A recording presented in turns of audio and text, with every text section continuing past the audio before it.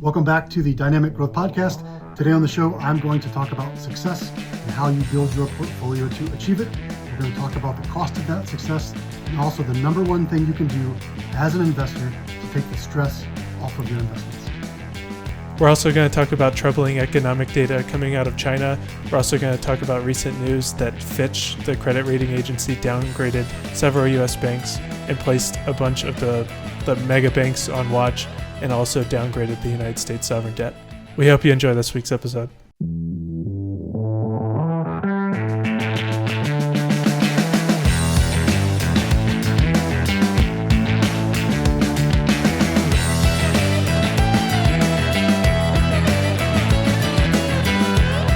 I was on the internet messenger boards. I like to do that sometimes.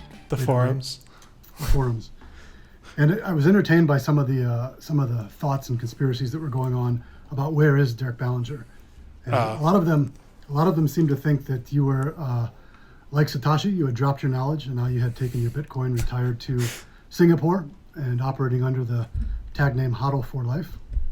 Whoa, you just I should write that book. That sounds like my dream. Right. But you're here. You've always. That's my Ernest Hemingway stories. Just my travels. So a lot of news since we left. I know last week I did a solo app that people struggled through, or a solo podcast that people struggled through to listen to only me. But big news out there, especially with China right now. Yeah, China's really having a rough go of it. That's actually what I wanted to talk about today. Also, the interesting thing this morning was I think it was Fitch, the rating agency. They put several of the big banks on watch. Like last week, they put a bunch of small banks on notice, or they actually downgraded a couple of banks. I think it was like 10 banks, most of which I had never heard of. They were pretty small. And then they put a couple of the regional banks on watch. We set it out in the newsletter, the list. One of them was Huntington, I believe, which is my bank, and then PNC, which I know a lot of people in the area that have PNC. Well, you had stated many times, especially in kind of that risk analysis that we put out every quarter, that those regional banks are exposed to greater amounts of commercial real estate than some of the larger ones are. Yeah, I don't have the numbers in front of me, but it's I think over 60% of the commercial real estate loans are written by regional banks. I think it might be higher. I'm just being conservative on those numbers. And I mean, the office real estate is really what has a lot of people worried, me included. The good thing about it is the office real estate isn't that large relative to the size of the entire real estate market or even the entire commercial real estate market.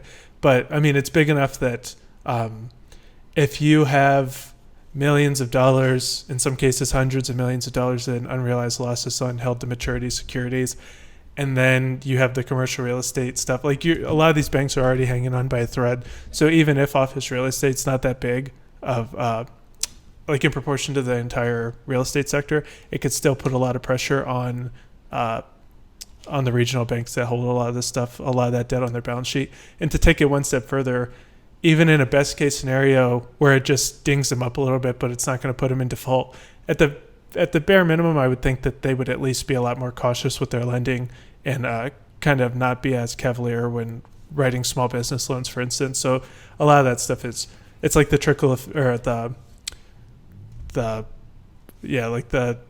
domino effect of some of the later causes that could potentially impact the economy. Yeah, Charles Schwab every quarter sends us some slides on the economy. One of the slides that jumped out at me this time was the bank deposits. When you compare with the bank walk. Yes, basically it's not a run on the bank, it's a walk on the bank, and people are pulling their money from their savings and checking accounts, which are earning minimal, and putting them in treasury bills, putting them in money market funds, which are above 5% right now. So who could blame them? But obviously that's creating some stress on the banks as well. Yeah, I saw a thing that said money market funds have the highest assets, or there's the highest amount of assets in money market funds in history. But I mean, I don't think that chart was adjusted for inflation. Obviously, there's just more money in the system. So there's going to be more, some of those assets are going to flow into money markets, especially when they're paying local highs. They haven't paid this high in a very long time. But I think that one detail that's important this time around is it's not the first time that the Federal Reserve has ever raised interest rates, but it's the first time where they raise interest rates and a checking account is paying 0.01%. And it's extremely easy now with technology. You can pull up a smartphone, open up a SoFi account, open up a Robinhood account, open up a Charles Schwab account, and instantly get 5% on your money for taking on effectively no risk. So it's not just that people are knowledgeable about the regional banking issue and they're like, oh, I'm worried about my bank, let's park some money in money market funds. It's not so much that, it's just that the rational decision of, with no friction, no effort, I can park money here as opposed to here and get a 5,000% increase on what I'm getting on currently on my money. Yeah, there's two realities that seem to be. One is the reality that the banks want, and one is the reality which all of us live in. Goldman Sachs, I believe it was yesterday, there was an article where Goldman Sachs predicted that we would see a rate decrease in somewhere around the second quarter of 2024. And the reason they said that had nothing to do with they believed that we would be in a recession. It was the fact that they would like to see, they believed the rates would be reduced to what they called normal rates, less restrictive policy, right? And you had screenshotted. Yeah, I'm pulling it up right now. You had screenshotted a history of the rate, and we're below what the average federal rate would be, federal fund rate would be for the past 20, 30 years.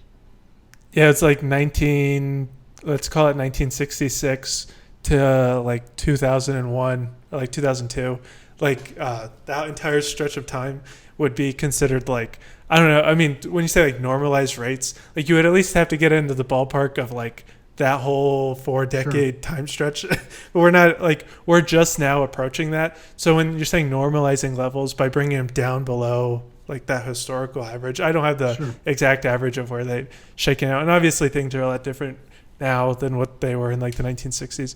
Actually, interestingly enough, did you know today, I believe it's the 52nd anniversary of Richard Nixon basically saying dollars are no longer redeemable for gold? I did not know that. Yes, I think that's today. Hopefully, I'm pretty close. It's either today or yesterday or something like that. Well, J.P. Morgan jumped out at me because they were one of the banks that Fitch had said they were not downgrading, but they were watching them because they believed that there was a chance that they would have to issue a downgrade to J.P. Morgan. And I remember when these bank failures were happening earlier in the year, and J.P. Morgan was the bank that was sucking up all these assets.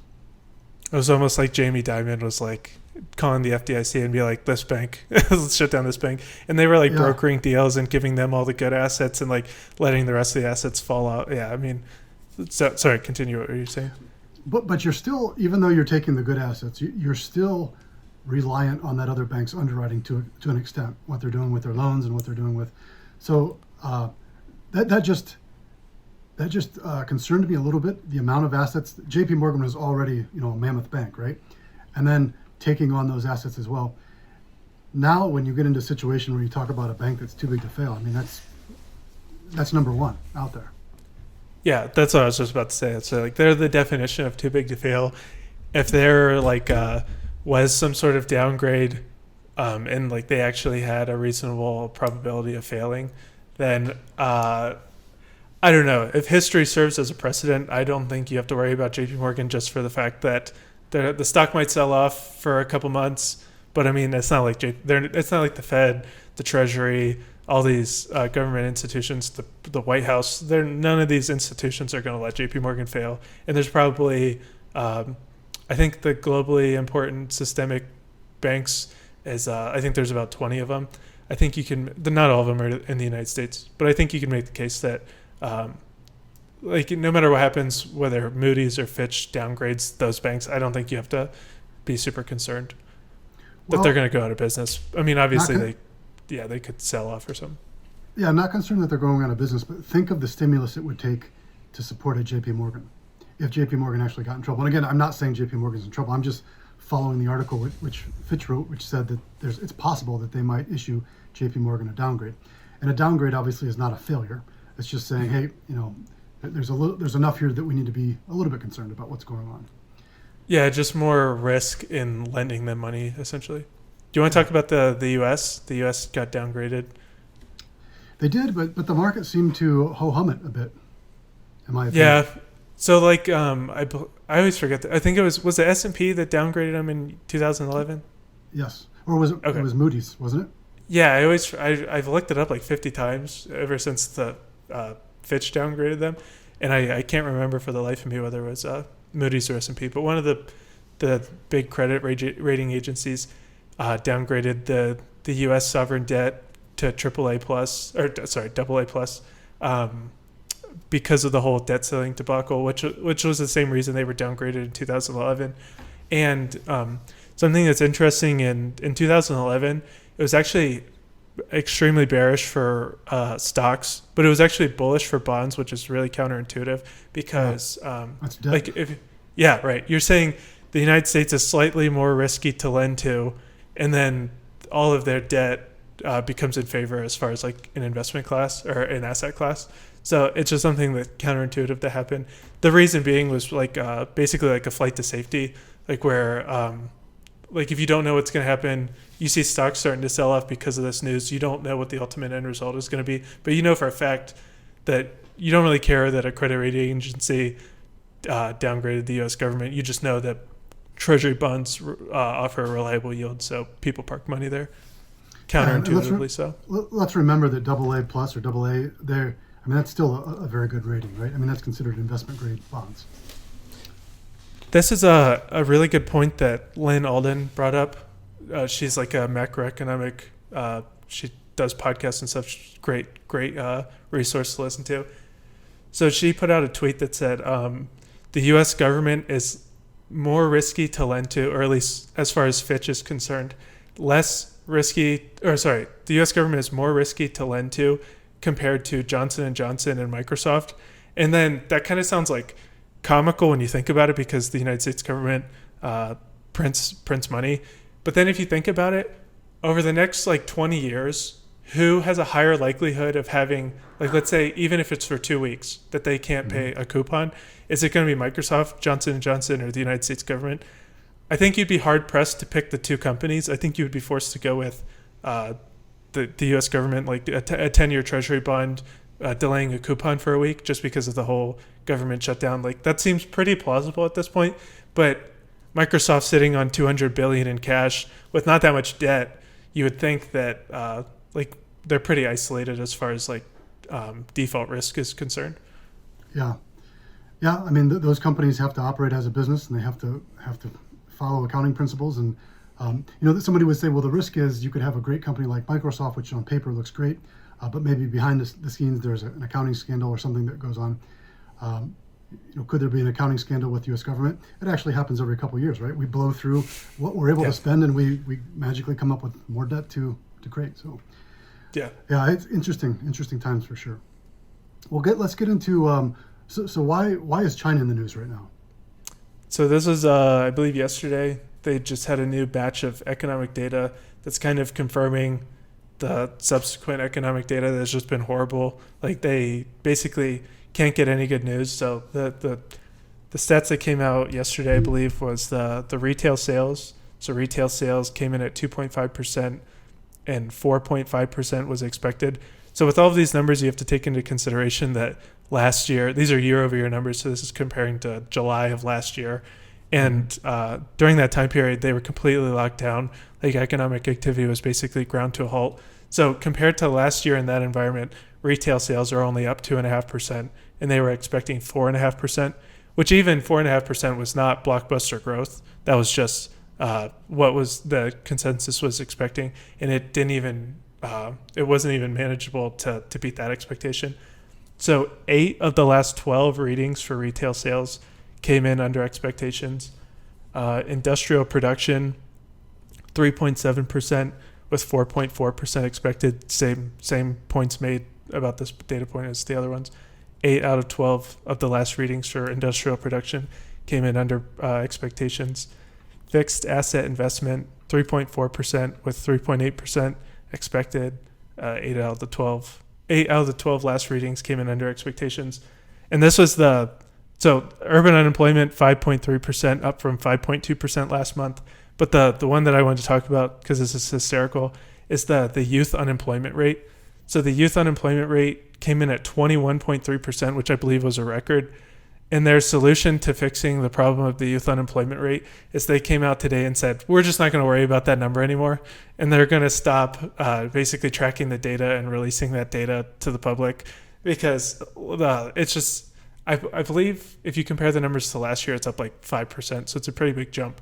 But they're basically just throwing in the towel on that issue because it's been such a hard issue to solve this year. Yeah. And we've talked before, that's the challenge of investing in China. The challenge of investing in emerging markets is less transparency, right? Mm-hmm. But the U.S. is also guilty of this in some ways, right? I mean, how many times over the years has the U.S. changed the way they record inflation? And there are certain things that are added and taken away to whatever seems, allows the storyline to appear a little bit better.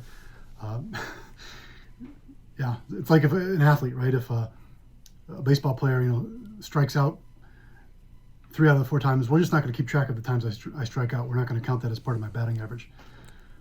But have you ever seen the movie The Dictator with Sacha Baron Cohen? Yeah. When he's running the 100-meter dash, and then he brings his own starter pistol, but it's like a real pistol, and then they bring the finish line to him. That's a funny movie. It's a funny way of basically, kind of manipulating the environment to get the numbers you're looking for. So just curious, I don't know if you have this number. What does China consider to be youth unemployment? What are the ages? I believe it's 15 to 24. Okay, 15, that young, huh? Yeah. Well, they probably So I believe their number might be 16 to 24, but I think the global standard for youth unemployment is 15 to 24. Interesting. So the narrative at the beginning of the year was that China was going to reemerge out of the COVID downturn, and they were going to be the economy that kind of pushed the rest of the world like a bat out of hell, out of this mess, right? Mm-hmm. Interesting enough, so that hasn't happened with China. But on the other end, the U.S. economy has been stronger, in my opinion, than most people had thought it would be, considering the massive rate increases that we've taken for consecutively. Mm-hmm. I mean, we talked about the bank strain, the strain that it's put on banks, the strain that it's put on consumers, but still, relatively speaking, looking at the unemployment rate, things are better than I think where we expected to be at this point.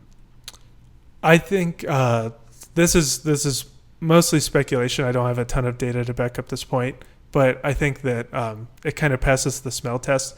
I think the biggest reason why we're not in a recession right now is because of the long and variable lags of monetary policy. Like if you raise rates to 1,000% today, there's nothing about that means that next week we're going to be in recession. That's even something that drastic would still take a while to work its way in the economy. I think that's issue number one. But number two is just as far as the federal government, the fiscal side of things, the government spending side of things, they've basically just been willing since January 1st to just unadulterated just spending of money nonstop. So we saw the BTFP program, which saved the banks back in March. That was a program by the Federal Reserve and the Treasury. But you just look at look at the interest expense on the debt, look at the money we're sending to Ukraine, all of these things, all these government programs, it's just blank checks. We're basically no longer concerned about deficit spending. We're running I believe it's the largest budget deficit, or the largest non-war budget deficit. And this is what people are calling Bidenomics, where it's just basically we don't care about deficits anymore. We're just going to blank check everything. And I mean, when they're spending that much money, and you look at the GDP numbers, government spending is included in the GDP numbers. So it definitely has an impact in the economy. And I think that with the size of the U.S. government and the size of the American economy, that when the government's spending that much money, it can make a big impact. Whether that completely saves us from a recession altogether is yet to be seen. There's still some deterioration, especially with the global economy. If China goes into a deep recession, I don't think that the United States is going to be able to sidestep that. If every other country in the world is going to be in recession, I think that we'd ultimately get taken down with that. But I mean, the fiscal side of things has postponed a recession at the very least. Mm-hmm. Early on, we talked about the potential of a rolling recession where different segments of the economy, different countries would enter recession at the same time. There is some evidence that is actually happening, whether that's Germany or Sweden or even sectors within the United States. It seems like there are there's a chance that if it happens, that we don't experience it all at once. Sure. Yeah, I think that's pretty plausible. Especially like you look at commercial real estate investment trusts, and then you look at home builders. Right. It's like, yeah, I mean, home builders are going absolutely gangbusters, and it's we talked about this all the time this year. It's like in hindsight, that was such an obvious call, but like everyone was, I mean, us included, like we are not immune to this by any means, but like so fixated on the recession view, that's bad for real estate, that's bad. But you like rising interest rates is bad for real estate, but then people didn't take into consideration that people had locked in low rates, so they're not going to move. It's not like the home builders are going to stop building houses, and there's the supply shortage of residential real estate. So that's something that you just have to buy. You just have to plug your nose and buy. And also, we're not in a recession, so you got like a combination of a lot of different things. And also, commodities have like completely fallen off a cliff. Like if you look at like lumber, for instance, just down from the peak major. So like it's kind of a perfect storm for home builders. So it looks obvious in hindsight, but I mean, those things are just really hard to call like when you're in the moment. There are some times where a story will provide you with an investable opportunity.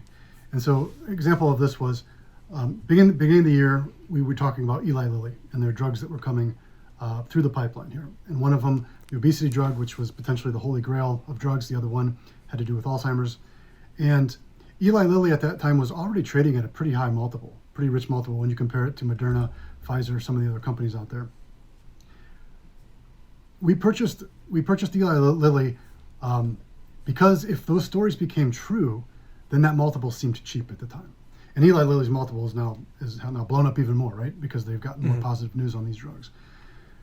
So there was an investable opportunity in the beginning of the year when analysts came out and said, hey, this is going to be a rough time for real estate because interest rates rising, real estate's really going to suffer. If you could have bet on the fact that, to your point, in hindsight, it's 2020, right?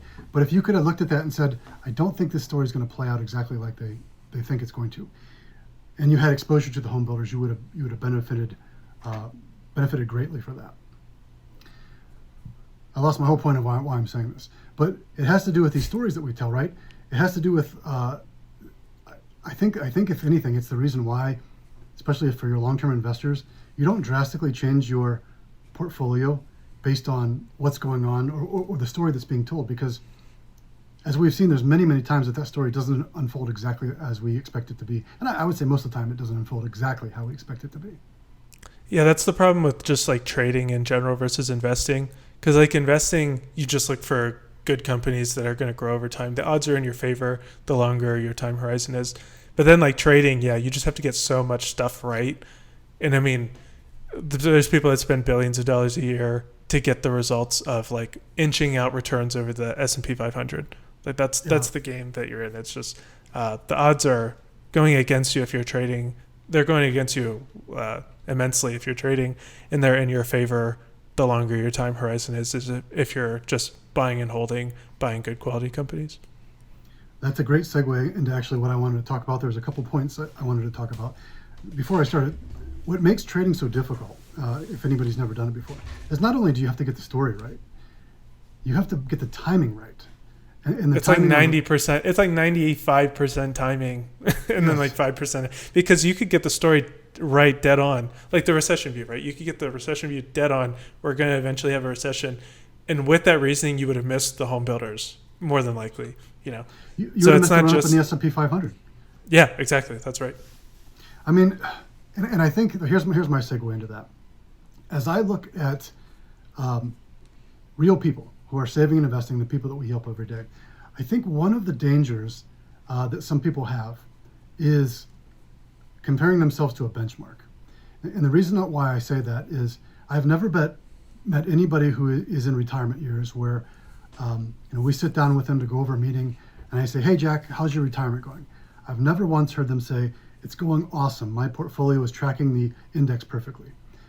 It's what they talk about is time with their grandkids. What they talk about is being able to golf, going on vacations, enjoying having freedom over their time, right?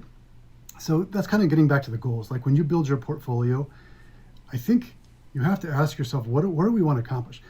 there are some people out there who are young people who maybe their definition of success is tracking the S&P 500 or beating the S&P 500, and we can get into how you would do that. But for most people, that's not the case. Most people will take a portfolio that works, that allows them to sleep and allows them to accomplish their goals. So in times where the S&P 500 does 16% and your account does 8%, I don't think you need to consider that a failure, especially if you're tracking exactly to where you want to be. Also, beating the S&P or beating a benchmark on any given time frame, that's like what's generally recognized. It's called alpha, basically like outsized returns that not everybody else has gotten compared to like a benchmark. If you're generating alpha on every single time frame, like you're beating the benchmark on every single interval, you would be Ken Griffin. You'd be the Ken Griffins of the world. You'd be managing $30-some billion on Wall Street, and you'd be a multi-billionaire. Like that's not a really reasonable expectation, especially like when we're talking about with trading. Like the goal should be within your risk tolerance and growth objectives over a long-term stretch. I think that's the only reasonable expectations that you can have in investing, because if you're trying to judge your portfolio success on like you mentioned, the year-to-date return, so 8 months, you're just that's like what you always talk about with the chasing the shiny object. Well, Nvidia's up 200%. I'm going to buy Nvidia because it's up 200%, and then you bought it at a top. Like you're always chasing the shiny object because you're unsatisfied with your year-to-date returns. But I think it's way more important to like manage downside risk. I think that's where the average everyday investor can kind of capture their version of alpha, essentially is protecting your net worth when the market draws down 20%. And that comes from your entire financial plan. That comes from if you own your house, your real estate portfolio, if you own a small business, you own stocks. We always talk about owning different asset classes that just provide you that diversification, because that's basically the best you can do. Because if you're trying to beat a benchmark on every single time interval, it's a fool's errand. You're never going to do it unless you're the Ken Griffins of the world. Yeah, you had said something to me that stuck with me, and I thought about this a couple times. You said that if there's something in my portfolio that I hate, that probably means I'm diversified. And that makes sense, right? I mean, if something in your account is doing poorly at the moment, it's probably because it's out of favor, right? Mm-hmm. All of these investments, all these asset classes, they move in cycles, in and out of cycles. And by having diversification, if you're holding more than 3 or 4 assets, you're going to have one of those that is in the winter of its cycle where it's not experiencing the growth mode to that. But I think that gets back to not only determining what your version of success is and then matching the portfolio to that, but once you determine what success is to you, I think you need to define what price do I need to pay to have that accomplished, right? Mm-hmm. An example of that would be 10 years ago, 5 years ago, I don't know how long it is, the big thing that came out was the FIRE movement, which was the retirement early, right? Mm-hmm. Financial independence, retire early. Mm-hmm. And so more and more I would get people in the office that say, I want to retire at 50, right? 45, 40, 45, 50. Yeah, 30. And it's possible. It's possible, right? You have some people who are hardcore about this and they're saving 60% of their income. The question that you would ask yourself, is it worth it? Is the 20 years that I'm doing that for, or the 25 years I'm doing that for, is it worth the not enjoying life in the prime of my health time? And that's for them to answer. But you need to define what that cost is and be willing to pay it. So if I was hard set at retiring at 50, I would have to figure out, it's easy to say, right? Much harder to do. So one of the things I think that is forgotten is inflation. Because if I look at a 20-year period of time, let's say I'm young, it's hard to forget it this year.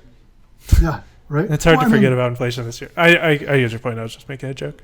Long term. So if you go on to one of the great websites out there is Smart Asset. Smart Asset has a lot of great tools.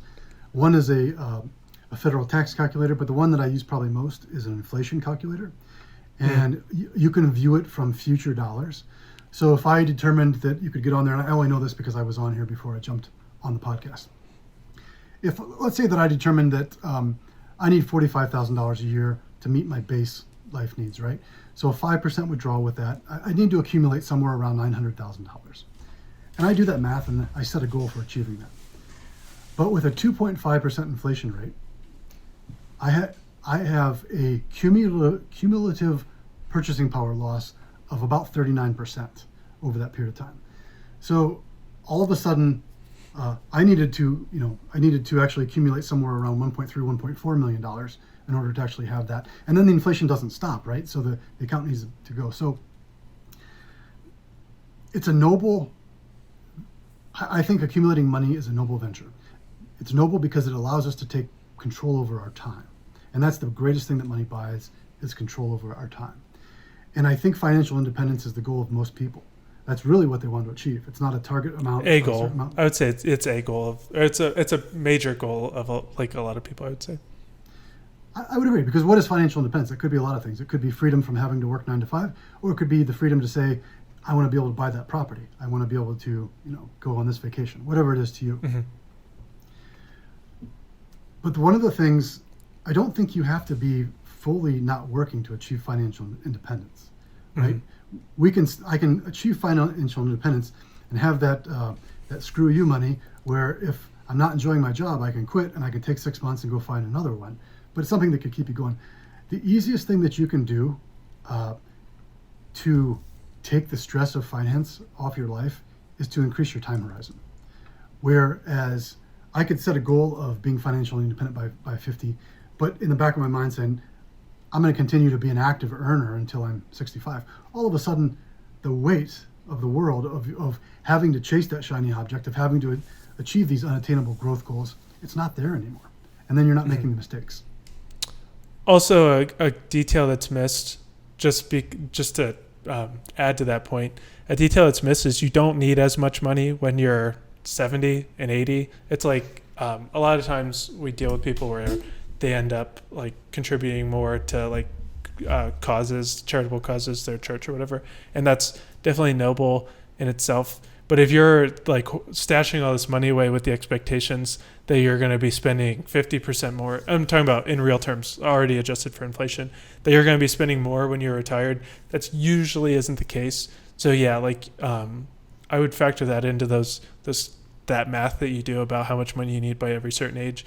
Well, to your point, I mean, that's the case. If you look at most retirees, about 70% is what they need, 70% of their working capital, working income to make things work. And some are more, some are less, depending on what they want to do with their retirement. But I would say on average, that's what we're looking for. So if somebody lives off $100,000 now, they're going to need about $70,000. Yeah, the point I was going to make was just like if you're like torturing yourself to get to this number, and then you sacrifice so much in the short term to benefit yourself in the long term. It's like there actually is a diminishing return in that, where you're suffering so much and then you didn't even need that much. It's like you could have alleviated some suffering in the short term for the outcome that you actually needed, because you didn't think you needed as much, or you thought you needed more than what you did. I think that's probably a bigger concern when you're like maybe in your 40s and 50s rather than somebody in their 20s trying to retire at 45. And then the thing about the FIRE stuff, financially independent, retire early, I mean, yeah, you'd have to have such an absurdly large income for that to be plausible, and then you'd have to stash away all of it. I mean, that's it's a great goal if you want to go for it, but to counter my own point that I just made, you probably need to expect that you'll need way more than what you think you do if you're going to retire at 45, because you're just eliminating all those years of working. Yeah, part of planning is understanding that there are the reason we save. Let's say that I never planned on retiring. It still would be important for me to save. And somebody would say why? Why? Because I have to plan for the unknown. I have to plan for the fact that I don't know what inflation is going to be in 20 years. I don't know if AI has eliminated my job. I don't know if I have a health problem. I mean, or somebody you love has a health problem and you want to be able to help them. Yeah, my kids, my wife, whatever that might be. So you don't know what you don't know, and for that reason, we save, we invest, we plan, we have a contingency plan. The one thing I would say about financial independence is there's like different tiers of it. Like tier 1 is like you make enough money to meet all of your expenses, and then tier 2 would be you have money left over to save, and tier 3 would be like you have a year's worth of expenses, so you could take risks. Like if you want to start a business, if you want to leave your job, pursue another career path, and then the tier above that would be something like you don't have to work again, and then the tier above that would be like your kids never have to work again, something like that. But that's how I kind of think about it. Is it's like that tiered thing where because so many people focus on the net worth number, like I have to get to this number, but there's actually levels in between that where your day-to-day, your income aspect of it is not as important because you're okay. You have enough money set aside, or your expenses are so low. Like it's not just the savings part of it; it's also the expenses part of it that you can control to impact that financial independence. If there are accountants listening, they would disagree with me on this aspect. But the majority of the assets that I have are not in retirement accounts. They're in non-qualified accounts. They're in money Same. that I can access, right? And that's creating tax bills for me because I'm an income investor. I love passive income. Almost everything I buy in those accounts pays a dividend, pays interest, pays some sort of passive income. But the reason why it works for me is as that account grows, so does the passive income, right? And financial independence, to me, when I started out in business, I realized that happiness was about cash flow. Because when the cash flow wasn't there, I was stressed. There was, all aspects of my life took a beating. My health, my family life, everything, because everything focused on. You got super fat. I got super fat. You're right. I ate at McDonald's every day. Macy will tell you that. But everything focuses. Money's not everything, but money facilitates everything, right? Money allows me to spend time with my wife and kids. Money allows me to have, take time off to go with them and to be with them and do stuff. And that passive income, even though it totally couldn't take over my active earning income right now, right? It could buy me time. And it keeps you from, if I had to take, instead of reinvesting, if I had to distribute it to pay some bills, I could do that. I can't even put a number on what that does for my stress level. And so I think that getting back to define what is your success and build a portfolio for that. It's like, this is a stat that's like cited so much that's like almost a cliche, but it's that stat where it's like once you make past like, the number gets adjusted for inflation obviously, but the last time I heard it was like somewhere around like $60,000 to $80,000. Like there's like an incredible increase the more money you make, as far as there's an incredible increase in your happiness. We'll use happiness as a proxy, but that means like lower stress levels, better relationships, and all outcomes are basically better. And they get better and better and better up until about like 60 to 80,000.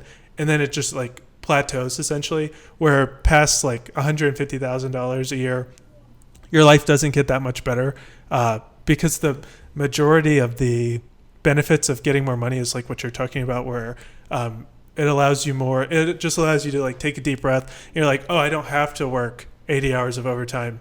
I can go to my kid's soccer game. I don't have to do this because I'm cool. Like I got it. It's like I don't have to focus on money as much. Yeah. It's funny. That's everything we talk about on this podcast essentially comes back to that, right? The enjoyment of life. The enjoyment of life. Right. That's how it should be. That's how it is for me. That's a personal, like what you're talking about. That's like that's something that's very personal. But for me, that's always what it's been. It's not about like having 4 different mansions. It's always been just like just having enough that like you're free to do whatever you want. If you wanted to have really cool experiences, like you're only here for a limited amount of time. So it's like you need money to do a lot of cool stuff. Yeah. Having a front row seat to people who work in all aspects of life, all walks of life, and watching them successfully go through retirement, I can tell you that as it gets close to the end, none of them are talking about, the value of their IRA. They're talking about the experiences they have, right? Things that they want to do with the time that they have left. So this was, I told you, this is an interesting thought. I just came back from a meeting this morning, meeting with a couple, and in their mind, I don't know how they come up with this. I didn't dive too deep into it. In their mind, they have 8 more years is what they're planning on, and so they're structuring their assets so that they can use as much as they can during the time which they're healthy, and they're traveling. They can function. They can do that stuff. And I thought, what an interesting concept. Like if I thought in my heart of heart that I had 8 more years, How would that change my life? What would I fill my day up with? And I think that's an important exercise that you can do. I don't think you have to wait that long to do that. You can think of that right now and put yourself in that position and find out what's important to you. Mm-hmm. And like it's like these are like privileged scenarios to be in, and that only comes from the fact that you have enough to get by next week, right? Sure. If you're talking about I can't pay rent next week, you don't get to have these like philosophical conversations with yourself where you're like, oh, what do I really value? What do I really care about? You're like, I need money now. You know, it's You're like, in survival so mode, yeah. that's exactly what we're talking about. Where it's just like once you get to a certain point. That's just one more thing. It's like you can actually take a step back and be like introspective about a lot of that stuff, and just, the value of your relationships, for instance, get so much better because you're just like, you just like aren't as stressed. I think that's the big thing. Yeah, for sure. Derek, where can people find us on social media? As always, thanks everybody for listening to the podcast. If you liked it, like, share, subscribe wherever you get your podcasts. Follow us on Facebook, Instagram, YouTube, LinkedIn at Crosby Advisory. Subscribe to the newsletter by going to crosbyadvisory.com/contact, and we'll see you guys next week.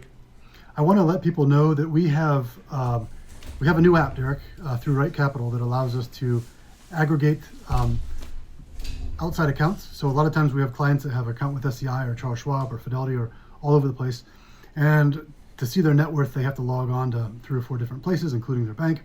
That can actually be done in one app. It's encrypted.